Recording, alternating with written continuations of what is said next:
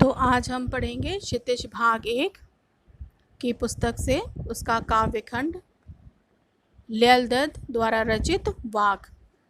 तो लीलदत्त जो हैं ये कवित्री हैं, कश्मीरी भाषा की लोकप्रिय कवित्री हैं ये।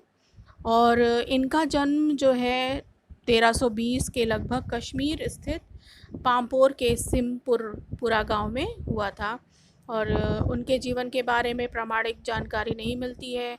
लीलदत्त को ललेश्वरी, लता, ललयोगेश्वरी, ललारिफा आदि नामों से भी जाना जाता है।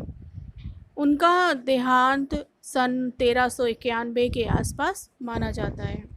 और लीलदत्त की काव्य शैली को वाक कहा जाता है। ठीक है, जो इनकी काव्य शैली है, जिस शैली में ये अपनी रचनाएं करती थी, तो उसको वाक कहते हैं। जिस तरह हिंदी में कबीर के दोहे, मीरा के पद, तुलसी की चौपाई और रसखान के सवैये प्रसिद्ध हैं, उसी तरह लीलदत्त के वाक प्रसिद्ध हैं। अपने वाकों के ज़रिए उन्होंने जाति और धर्म की संकीर्णताओं के ऊपर उठकर भक्ति के ऐसे रास्ते पर चलने के ऊपर जोर दिया जिसका जुड़ाव जीवन से ही हो। उन्होंने धार्मिक रास्ते पर चलने पर जोर दिया और जो धार्मिक आडंबर है उसका विरोध भी किया और प्रेम को सबसे बड़ा मूल्य बताया। मतलब हमें जो है एक दूसरे से प्रेम रखना चाहिए, नफ़रत की भावना को मिटा देना चाहिए और बाहरी आडंबरों और बाकी बातों को, अंधविश्वासों को दूर करना चाहिए। लोक जीवन के तत्वों से प्रेरित लीलदत्त की रचनाओं में तत्कालीन पंडिताई भाषा, संस्कृत और दरबार के बोझ से दबी फारसी के स्थान पर जनता की सरल भाषा का प्रयोग हुआ है। यही कारण है कि लीलदत्त जो हैं उनकी रचनाएं सैकड़ों सालों से कश्मीरी जनता की स्मृति और वाणी में आज भी जीवित है। वे आधुनिक कश्मीरी भाषा का प्रमुख स्तंभ मानी जाती हैं। तो ये था इनका जीवन परिचय। तो इसके बाद हम आगे बढ़ते हैं पाठ की ओर और देखते हैं कि जो ये इनकी वाक जो है कविता, उसकी क्या विशेषता है। ठीक है, तो जो ये वाक, तो आगे हम देखते हैं कि कविता के विषय में पहले वाक जो है इनका 4 भागों में है। वाक आप देख रहे होंगे अपनी पुस्तक में। तो पहला वाक लीलदत्त ने ईश्वर प्राप्ति के लिए किए जाने वाले अनेक जो इनके प्रयास हैं उसके व्यर्थता की चर्चा की है। कहा है कि वो सारे प्रयास जो हैं व्यर्थ हैं। फिर दूसरे में जो है उन्होंने बाह्यांडंबरों का विरोध करते हुए यह कहा कि अंतःकरण से संभावी होने पर ही मनुष्य की चेतना व्यापक हो सकती है। दूसरे शब्दों में इस माया जाल में कम से कम लिप्त होना चाहिए। और जो तीसरा इनका है वाक, उसमें कवित्री के आत्मलोचन की अभिव्यक्ति है। मतलब उन्होंने अपने आप को जांचा परखा और उसकी उन्होंने स्वयं की आलोचना की है, क्या कमियां हैं उनमें। वे अनुभव करती हैं कि भवसागर से पार जाने के लिए सद्कर्म ही सहायक होते हैं। मतलब हमारे जो अच्छे कर्म हैं वही हमें इस दुनिया से सही सलामत पार ले जाते हैं। हमारा जो सफ़र होता है वह सुखमय होता है या शांतिपूर्वक होता है। भेदभाव का विरोध और ईश्वर की सर्वव्यापकता का बोध चौथे वाक में है। लीलदत्त ने आत्मज्ञान को ही सच्चा ज्ञान माना है और इनका जो वाक है प्रस्तुत उसका अनुवाद किया है मीराकांत जी ने। तो आइए हम अनुवाद देखते हैं, व्याख्या देखते हैं इसकी। तो इस पाठ में आपको कहीं कहीं आपको सुनने को मिलेगा हठ योग। तो ये हठ योग क्या है? तो हठ योग जो है वो चित्त वृत्तियों के प्रवाह को संसार की ओर जाने से रोककर अंतर्मुखी करने की एक प्राचीन भारतीय पद्धति है। मतलब अपनी साधना, अपने योग के बल पर अपनी इच्छाओं को, अपनी इंद्रियों को वश में करके सांसारिकता से लिप्त ना होने की एक साधना है, एक कला है।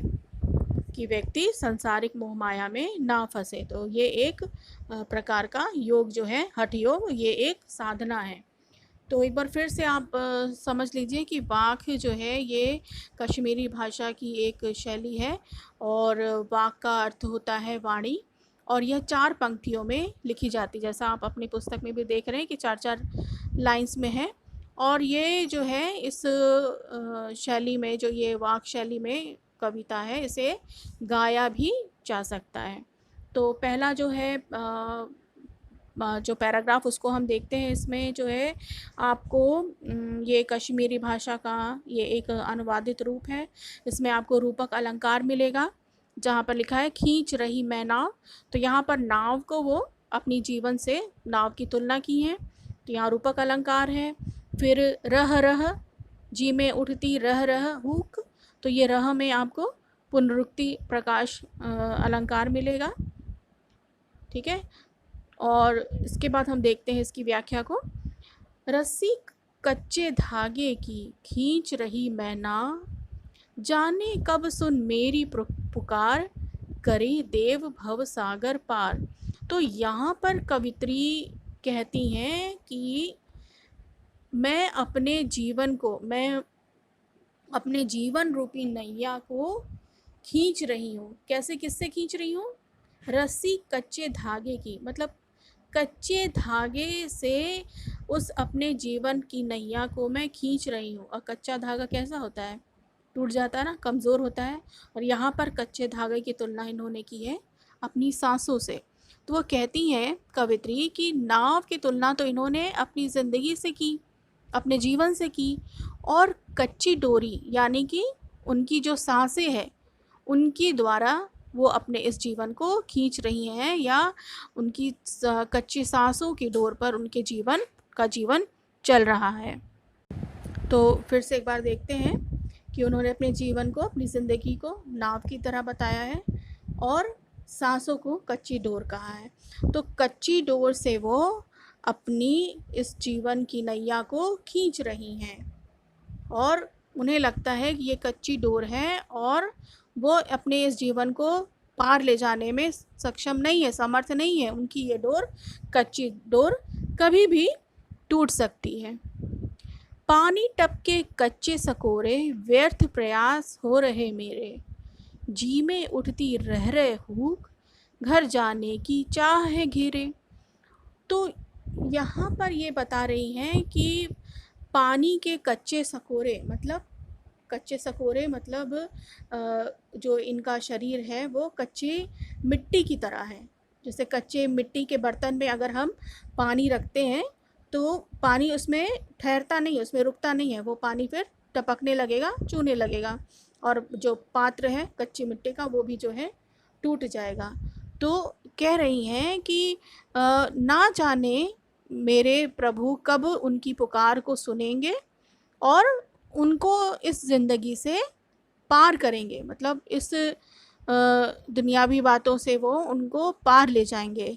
और यहाँ पर उन्होंने अपने शरीर को कच्चे सकोरे का है, मतलब कच्ची मिट्टी के ढांचे से तुलना की है, और कहा है कि जिस प्रकार इसमें कच्चे बर्तन में मिट्टी के पानी नहीं ठहरता उसी तरह और टपकता रहता है, तो मेरी भी उम्र जो है धीरे धीरे करके कम होती जा रही है, और जो प्रभु से मिलने की उनकी जो चाह है उसके लिए जो ये प्रयास कर रही हैं वो सारे ही प्रयास व्यर्थ हो जा रहे हैं, सारी कोशिशें विफल हो जा रही हैं, और जी में उठती रह रहे हूँ घर जाने की चाह है घेरे। तो उनके हृदय में यही हमेशा इच्छा व्यक्त हो रही है कि उनको अब अपने घर जाना है, अब परमात्मा से मिलन करना है।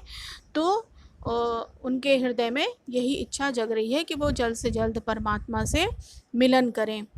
तो यहाँ पर हम ये चीज़ देखेंगे कि जो सांसारिक मोह माया से मुक्त होकर, अपने सारे मोह माया जाल से मुक्त होकर जब हम भवसागर में प्रवेश करते हैं, तो यह बात इसमें प्रकट हो रहा है कि संसार की जो ये दुनिया है इसको भवसागर कहा है, और यहाँ पर जो मोह माया है सांसारिक लालसाएं हैं, अभिलाषाएं हैं, उसको एक मोह माया की तरह बताया है। तो इस भवसागर में वो अपनी जीवन रूपी नैया को अपने कच्चे सांसों की डोर से खींच रही हैं, उस पार ले जाना चाह रही हैं जहाँ पर परमात्मा से इनका मिलन हो जाए।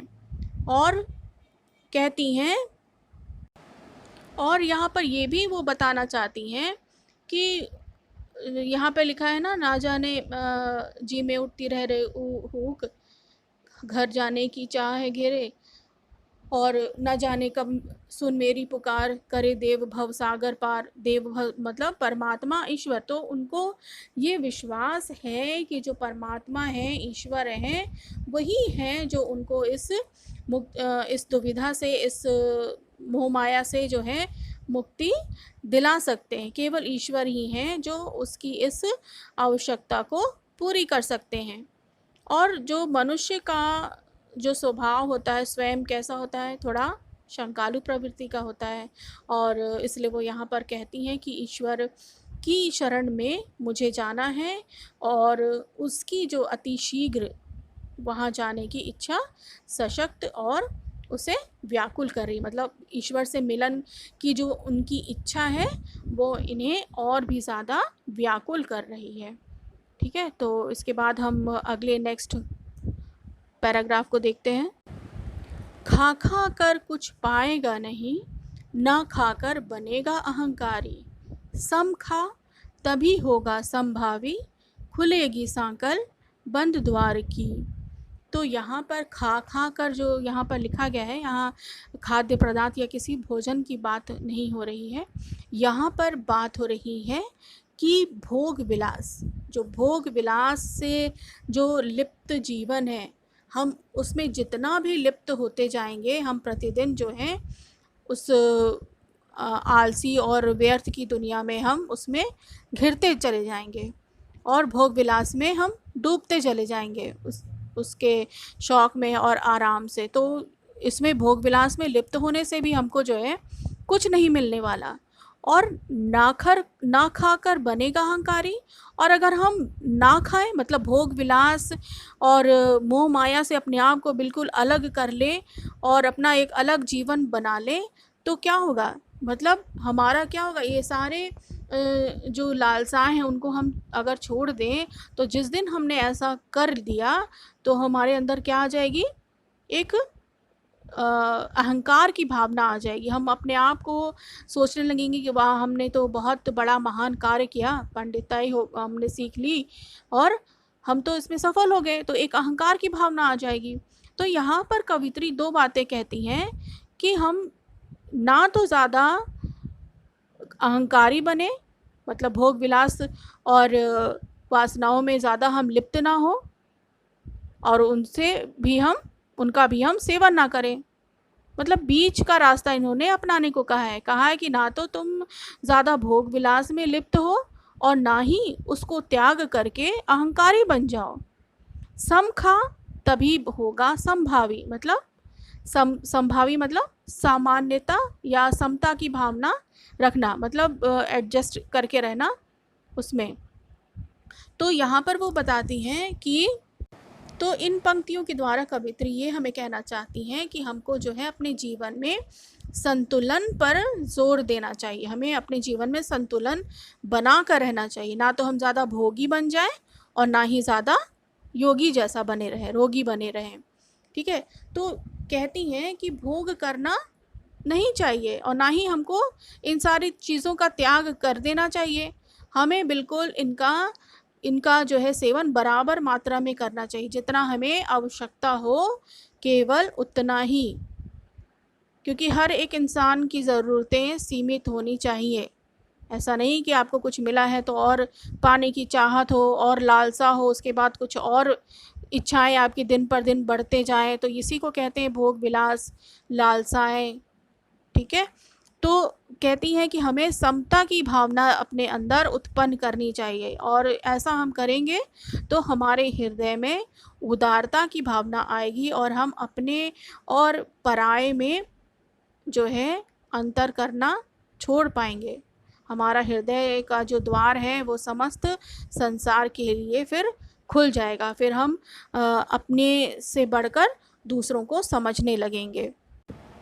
तो यहाँ पर कवित्री हमें ये समझाना चाहती हैं कि मनुष्य को अहंकार से अलग होकर और अपने आडंबरों से ऊपर उठकर अपने विकास का, अपने अंतरात्मा या अंतरत्व के विकास का प्रयास करना चाहिए और सबको समान दृष्टि से देखना चाहिए, सबको समान समझना चाहिए, जिससे कि हमारे अंदर समभाव उत्पन्न हो, समता की भावना हम रखें दूसरों के प्रति, और इससे जो है हमारे हृदय की विशालता होगी, हमारा हृदय बड़ा होगा। जिसे कहते हैं ना, बड़ा दिल वाला है, तो हमारे हृदय की विशालता होगी, चित्त की विशालता होगी और मन की शुद्धता, और मन की जो शुद्धता है बढ़कर, उससे बढ़कर चेतना शक्ति व्यापक बन जाती है।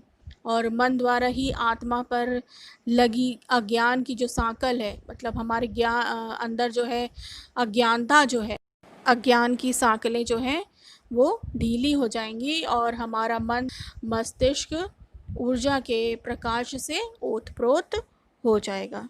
ठीक है, तो यहाँ था दूसरे पद की व्याख्या। अब इसके बाद फिर हम लोग तीसरा देखते हैं। ठीक।